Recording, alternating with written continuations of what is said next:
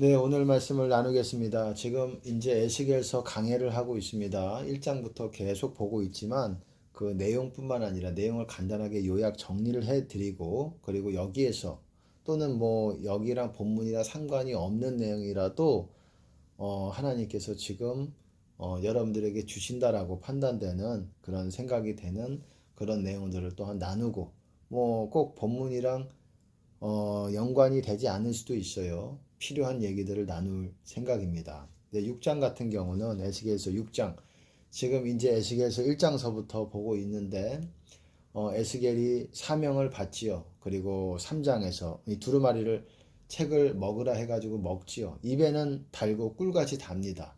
그러니까 요한 계시록에서는 배는 쓰다고 말하고 있어요. 배는 쓰나 입에는 꿀같이 달고 배는 쓰다. 배가 쓰다라는 말은 지금 말씀 안 드릴게요. 그거는 조금 예, 어, 어쨌든 입에는 꿀같이 달고 그거를 받아 먹고, 그 내용은 애가와 애통과 어떤 그런 애통하는 그런 슬픈 내용이라는 거예요. 말 그대로 에스겔이 선포한 내용들이 이스라엘의 끝이 이르렀다. 이제 그것이 7장에 나옵니다. 끝이 이르렀다. 끝이 이르렀다는 게 무슨 말입니까? 이제 이스라엘 민족은 끝났다라는 거예요. 그리고 지금 6장에서 지금 계속 심판의 강도가 세지고 있어요. 보시면은 너희들은 이제 칼과 기근과 전염병으로, 그리고 악한 짐승에 의해서 심판을 받게 되고, 너희 시체들이 산당과 우상에 쓰러질 것이고, 이제 이런 내용들이 계속 가고 있고, 너희들은 이제 이방 민족에 의해서 그들의 손에 넘겨져서 물과 떡을 먹다가 결핍이 되어서 결국 그 죄악 중에서 죽을 것이다, 쇠퇴할 것이다. 이런 내용들의 어떤 징조들을 에스겔에게 여러 가지 징조를 하나님께서 퍼포먼스를 하라고 이렇게 명령을 하십니다. 그 중에 하나가 어떻습니까? 뭐 좌로 눕고 우로 눕고 떡, 보리 뭐 6가지죠. 밀, 보리, 콩, 팥, 조, 귀리를 빵을 만들어서 떡을 만들어서 390일 동안 먹고 인분으로 피워서 빵을 만들어라 했으나, 이제 에스겔이 그것만큼은 너무 어렵습니다라고 하나님께 말씀했을 때 쇠똥으로 인분을 대신하기를 허하노라. 인분이 뭔지 아시죠? 사람의 화장실에 있는 거, 그런 거죠. 어쨌든 그걸로 이제 그렇게 하라고 했는데, 그렇게 수치스럽게 너희가 떡을 먹게 될 것이고 양식을 먹게 될 것이고, 그런 이스라엘 백성들이 이런 식으로 수치를 얻게 될 것이고 그렇게 될 것인데, 그 이유가 무엇이냐, 그렇게 심판받는 이유에 대해서, 그게 제일 중요한 거 아니겠습니까?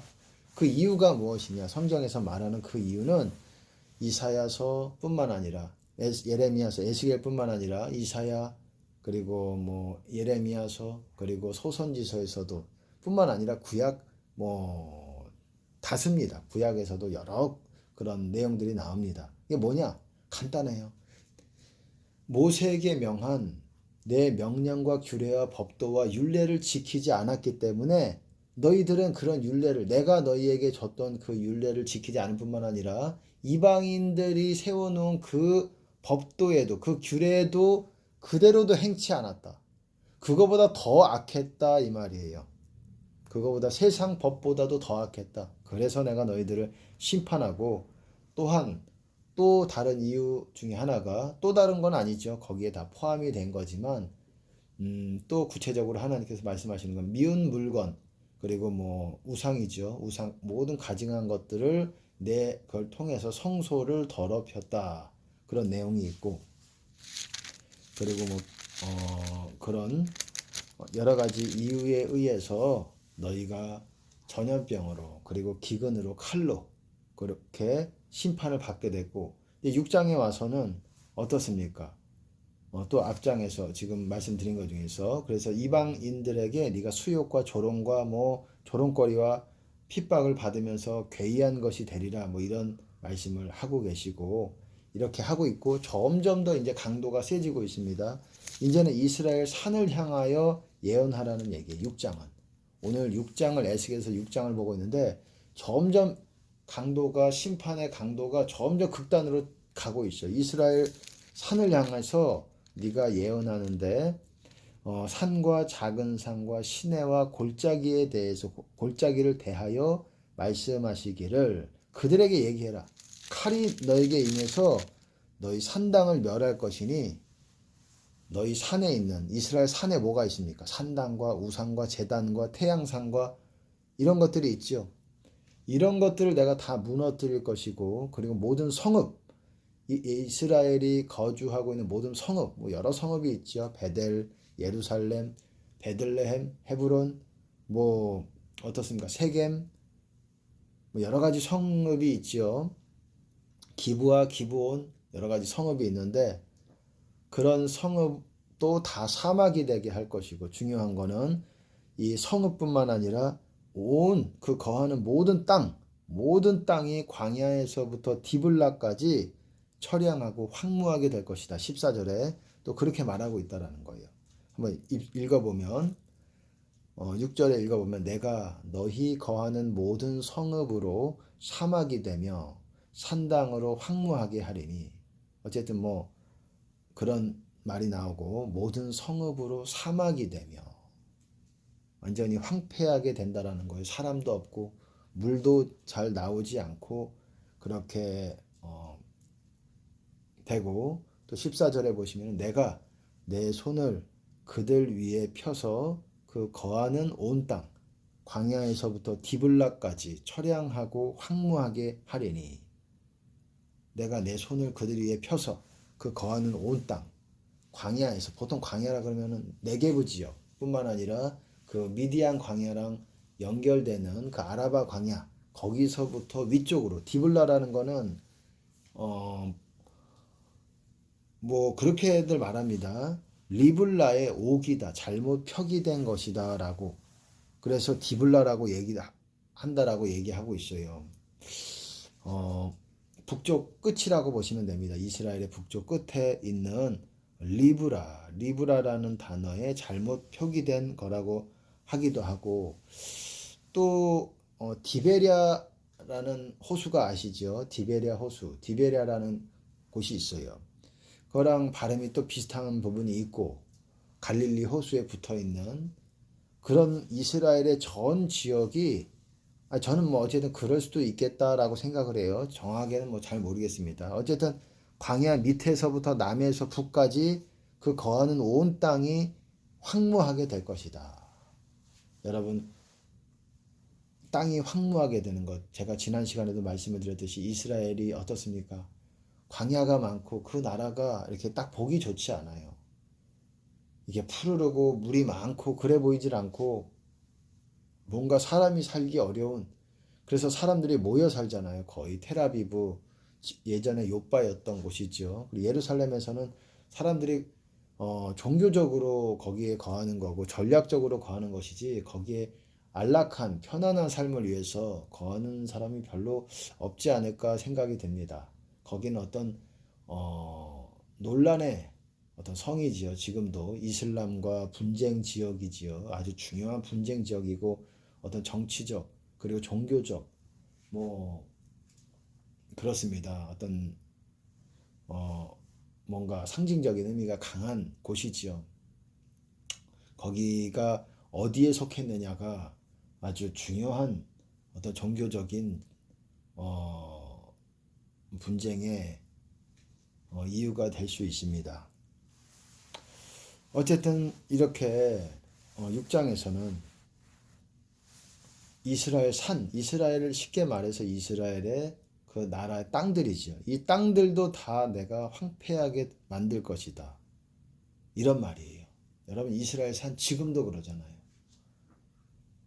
죄로 인해서 이렇게 된다라고 성경에서는 말하고 있는 겁니다. 죄가 되면 여러분 땅이 저주를 받습니다. 그러면 물이 없어지고 여러분 나무들이 없어져요. 우리나라도 지금은 너무 좋지요. 근데 과거에 또 살림을 또 많이 하는 그런 새마을 운동이었는지 정확하게는 제가 모르겠습니다.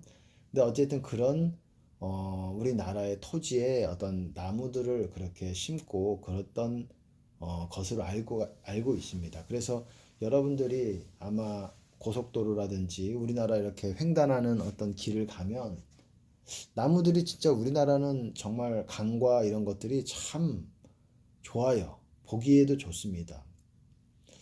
근데 다른 나라도 그럴 거라고 생각하지 마세요. 여러분 특별히 이제 중동 지역 그쪽 지역은 정말 갑갑해져요. 딱 봐도 과연 저기가 뭐 테라비브나 이런 거 하이파 지역 좀 번화한 도시 같은 데는 사람들이 살만한 인프라 같은 것이 구축이 돼 있겠지만 이 다른 데서는 살 수가 없는 그런 황무지 같은 곳입니다. 근데 이것이 언제 회복이 된다라고 말하고 있냐면 예수님이 재림하실 때에 회복이 된다라고 말하고 있어요. 이스라엘이 민족적인 구원을 받는 때도 그때이고 하지만 민족적인 구원 받기 전에 첫 열매들이 있을 거라는 거예요. 첫 열매라는 거는 첫 열매라는 건 뭐냐면 여러분 이스라엘의 절기에도 있지요. 첫 열매, 초실절이라고 얘기하죠. 초실절. 보통 이제 3월 뭐 그때쯤으로 있고 초실절은 좀 더 지나야 되는 부분이 있고 근데 어쨌든 초실절이 있는데 이 초실절이라는 의미는 대추수, 일반 추수지요. 쉽게 얘기해서 원래 곡식이 추수해야 되는 그 때가 있잖아요. 시즌에 조금 더 일찍 이미 자란 이렇게 잘 자란 그런 열매들을 추수를 일부 하는 거예요. 일부를 해서 하나님께 드리는 겁니다. 그게 초실절이에요. First fruit이라는 말인데 그 말은 이스라엘에서는 아주 유명한 이스라엘 사람이라면은 웬만한 사람들은 다 알고 있어요. 왜? 절기 중에 하나이기 때문에 그래요. 6월절이라는 건 잘 아시잖아요. 출애굽할 때에 그때 양고기를 먹고 쓴나물과 뭐 이런 것들을 먹고 바로 서서 출동하기 전에 애굽을 출애굽하기 전에 그렇게 어떻습니까? 장자를 하나님께서 이스라엘은 예외가 되었죠. 대신에 이제 양의 피를 바른 그런 곳만 통과해 지나가죠. 죽음의 사자가 내려와서 그래서 장자에 속한 자들을 다 죽게 되지요. 그리고 애굽을 떠나 나오게 됩니다. 애굽을 나오게 돼요.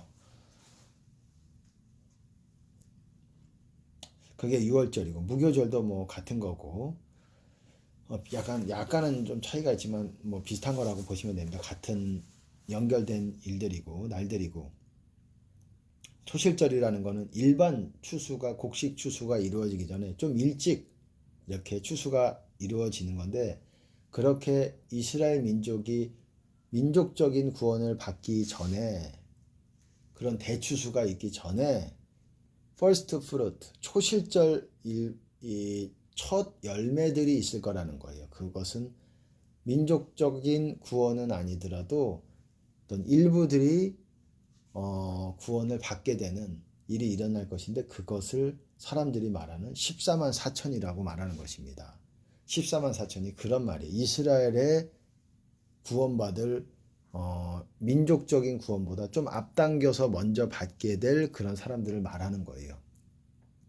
민족적인 구원을 받는다라고 해가지고 예수님이 재림하실 때 민족적인 구원을 받는다라고 해서 그 민족 유대인의 이름 이스라엘 민족이라는 이름만 가지고 있으면 다 그렇게 된다는 거라고 말하는 게 아니에요. 그때에 남은 자들이 있고 남은 자들 중에서 거룩한 자, 죄에서 떠난 자들 그들에게 하나님이 임하실 거라고 얘기하고 있어요. 모든 사람이 다 구원을 받는 게 아니에요. 이스라엘 민족이라고 하더라도 이방인도 마찬가지고 거룩한 자들이 구원을 받게 될 것이다.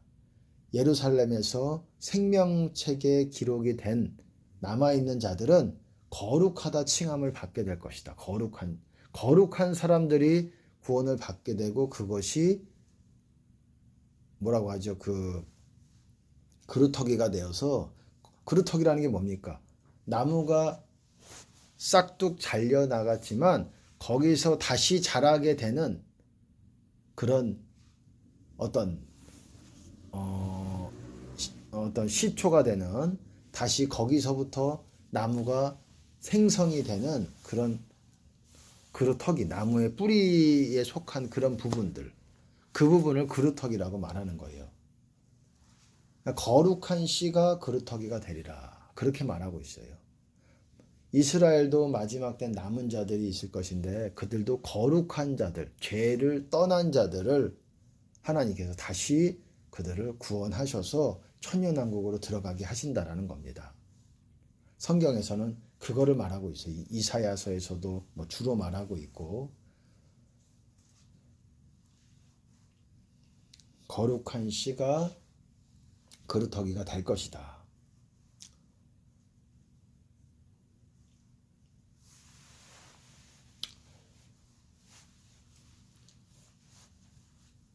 네, 어쨌든 산도 저주를 받고, 여러분 나무가 지금 싹둑 잘려나갔다라고 제가 말씀을 드렸는데, 이스라엘 민족이 싹둑 잘려나가게 되는 거예요. 그것을 말하고 있는 게 7절, 끝났도다, 끝이 이르렀도다, 끝이 났도다, 끝이 너를 치러 일어났나니, 이게 무슨 말이에요? 이스라엘 민족은 한 번 혼나고 나서, 하나님의 심판받고 나서 다시 또 번성하고, 이게 아니라 너희들은 끝났어, 이거예요. 너희 민족은 소멸하지만 다시 거기서부터 남은 자가 있을 것이고, 그들을 통해서, 남은 자들 중에 거룩한 자들 중에서 그들이 다시, 그들부터 시작을 해가지고 다시 이스라엘 민족이 번성하게 될 것이고, 거기에 새로운 왕으로 계실 분이 메시아 예수 그리스도라는 거예요. 그것을 여러분 성경에서는, 선지서에서는 그거를 말하고 있다라는 거예요. 그거를 또 7장이 얘기하고 있는 거고, 7장의 내용도 이 에스겔서뿐만 아니라 선지서는 이중적인 어떤 그런 의미를 가지고 있어요. 당시 이 에스겔이 선포할 때에, 그때의 이스라엘 민족에게 주시는 말씀이기도 하고, 마지막 때 엔드타임 때에 이스라엘이 일어날 그런 그들에게 주시는 메시지들이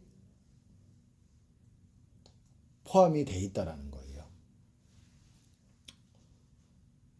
그래서 이거 잘 봐야 됩니다. 어쨌든 여러분, 거룩한 자들이 남은 자가 될 것이고, 이 땅도 여러분 더럽혀진다라는 거예요.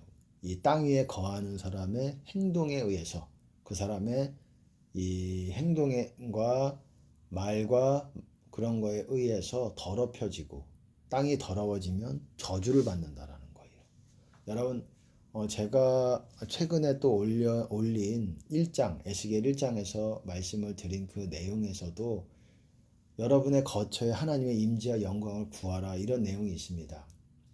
여러분, 우리도 완전하지 못하기 때문에 우리가 거하는 곳, 우리 집, 예를 들어서 집이든 어디든 우리가 거하는 곳이 있을 거 아니에요. 거하는 곳도 하나님의 영광이 있다가도 우리가 또한 죄를 지으면 하나님의 영광이 멀어집니다.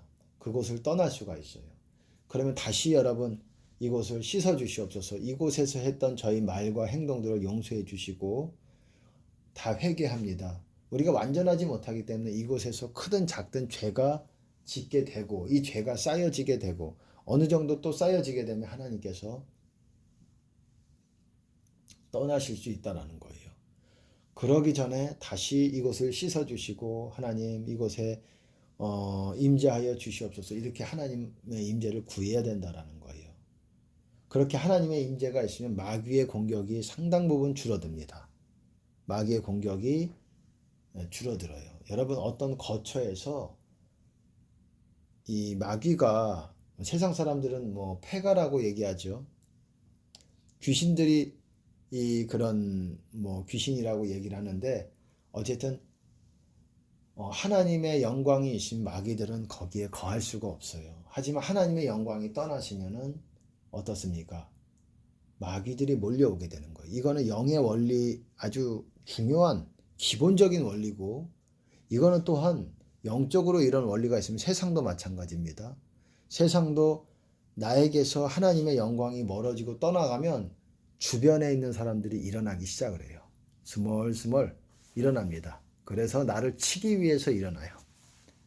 나를 치는 그 사람들이 나쁜 사람들입니다. 이렇게 말하는 것이 꼭 뭐 그것도 틀린 말은 아니겠지만 더 근본적인 원인들을 우리는 찾아야 되고 내가 하나님과 가까운 어떤 그런 주님의 임재 가운데서 살지 못하면 나를 치는 자들이 일어나서 이방 민족, 이스라엘도 마찬가지입니다. 한 나라도 마찬가지예요.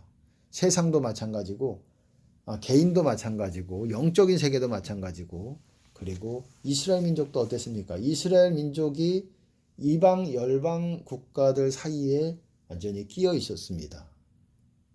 숨도 못 쉴 것 같은 곳이에요. 언제 쳐들어올지 모르고. 사실 지금이야 이렇게 안락하게 국방과 보안, 안보 이런 거에 관심을 가지고 나라들이 이런 거에 국방력을 늘리고 하지만 그때 당시에도 그랬지만 여러분 이스라엘을 생각을 해보세요. 얼마 그렇게 많은 백성도 아니에요. 사람 수가 아주 많다라고도 할 수도 없지만 주변에 공격해오는 애굽 그리고 블레셋 어떻습니까? 아수르, 바벨론 그리고 아람 그런 나라들이 있었잖아요. 그리고 또 에돔, 암몬, 모압, 에돔 이 강 건너에 요단강 건너에서 그런 나라들에 둘러싸여서 언제 이 위태할지를 몰라요. 왕도 그랬을 것이고 왕도 이 참 불안했을 거라고 생각을 합니다. 언제 죽을지 적군이 어떻게 들어와서 자기를 칠지 참 몰라요. 어떻게 애워싸임을 받아서 이 백성들도 마찬가지고 정말 죽음을 각오하고 사는 지금의 삶과는 다르지요. 지금의 삶과는 다르죠. 우리나라도 전쟁의 위험이 있는 분쟁 지역 중에 하나죠. 전 세계 어떤 도화선과 같은 그런 지역이지요. 언제 전쟁이 일어날 또 뭐 그런 가능성이 있는 많은 나라죠. 그러니까 이 나라가 그래도 버티는 이유는 이 나라를 위해서 중보하는 분들이 있기 때문이라고 생각을 합니다. 다른 나라들보다 이 나라는 하나님의 축복을 받은 나라고 정말 이 나라만큼 교회가 이렇게 많고 그리고 둘러봐도 이 나라의 교회는 작은 교회들이 아니에요. 아주 큰 교회들이 곳곳에 있습니다. 어떻게 저런 큰 교회들을 이렇게 할 수 있을까 싶을 정도로 시골에 있고 이렇게 멀리 떨어져 있는 외곽 지역에 있어도 큰 교회들이 있습니다. 이건 참 하나님의 은혜가 아닐까 싶습니다. 은혜지요. 이 나라에 그런 교회들이 있기 때문에 기도하는 사람들이 있기 때문에 하나님이 이 나라에 그래도 전쟁과 재앙을 보류하고 있다고 생각합니다.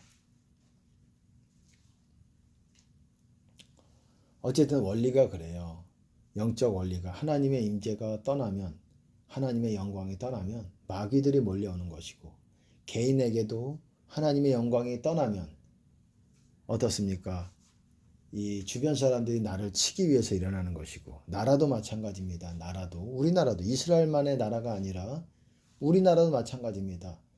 우리가 잘 하나님의 영광을 받들고 하나님의 영광을 구하고 이 나라가 하나님의 영광으로 충만해지지 않는다면 불이 꺼진다면 우리를 치기 위해 일어나는 나라들이 더 힘을 얻게 되는 거예요. 그것이 원리인 거예요. 여러분 지난 시간에도 말씀을 드렸듯이 탄식하며 우는 자의 이마에 인침을 받는다. 이게 8장에 있습니다만